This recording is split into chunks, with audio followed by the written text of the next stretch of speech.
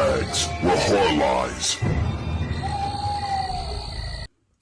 Hello and welcome to Body Bags. My name is James and I'm your Sunday night reviewer. And this evening I decided to bring you one of the original guinea pig movies from Japan, and that would be Android from Notre Dame. So this is one of the more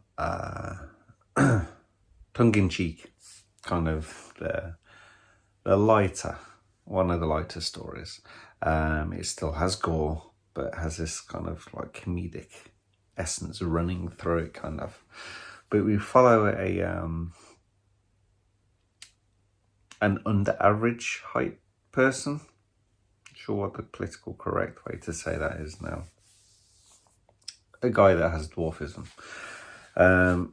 He's doing experiments at home with like different animals, and he's got his computer set up, and basically we find out his sister is terminally ill. She has a bad heart, and he's trying to kind of figure out a cure. Anyway, he's contacted by this mysterious person. He's basically kind of blackmails him a bit, but he has to transfer a lot of money, but then they ship him a dead body that he's able to experiment on more, do more things. Like you see him working with senses, he's working like with eyes and ears and the tongue and stuff like that. But his experiment goes wrong. He gets a bit overzealous with juicing the corpse, we'll say, and there was some disastrous events, like limbs falling off and stuff like that. So it doesn't go too well. He's actually contacted again by this mysterious person. Kazawa is his name or something like that. I can't remember now. But so basically, he's been tracking what our friend, the scientist, has been doing, and he turns up and he's like, "Look, I know like what you need. There's like these missing links. I have my partner. She's his girlfriend, I think. But he turns up there, and our scientist doesn't want. He's kind of fed up with this. He's like, yeah, I ain't giving you any more money. I don't want to make anyone more rich. But they make their way to his laboratory, and the blackmailer gets booby trapped and loses his legs. And when he kind of wakes up, doesn't wake up, he's being kind of reanimated. It's just his head. So scientists are doing more and more crazy experiments. Anyway, it gets a little bit weird. We get a bit of it's quite cool that the head is decomposing through different stages, and it's got all this pus and all this gore come out and stuff like that. But it starts to be able to have different powers, like it can like kind of move this robotic arm sort of thing, and it can type on the keyboard. It's kind of a bit dodgy. But the partner comes around, and the girlfriend obviously looking for him.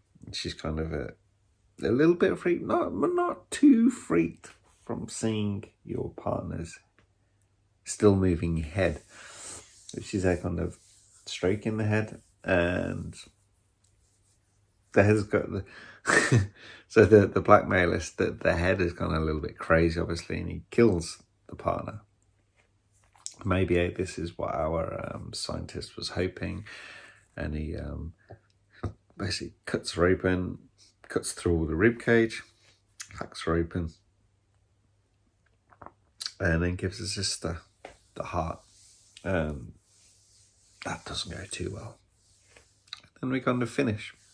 Well, we finish up that there's like at the start, he's like very, very old, our scientist. And at the end, he's still very, very old. It's like, he's kind of on this kind of, maybe he's in Notre Dame. Because he references one point that the Hunchback of Notre Dame was an android.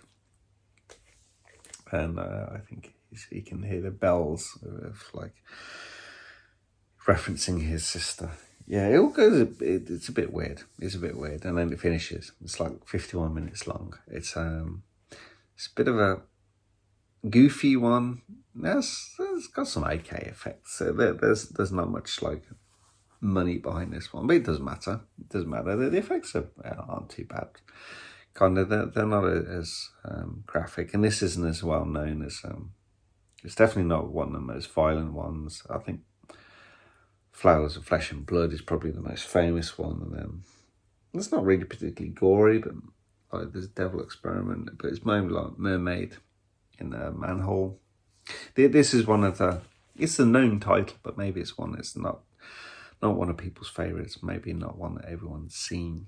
The Android of Notre Dame, but it's a fun watch. I'd recommend it. I'll give it a go. It's only 51 minutes, so there is some definite enjoyment to be had from that. And I hope you guys enjoy this review, and I'll catch you next week. Thank you. Bye-bye.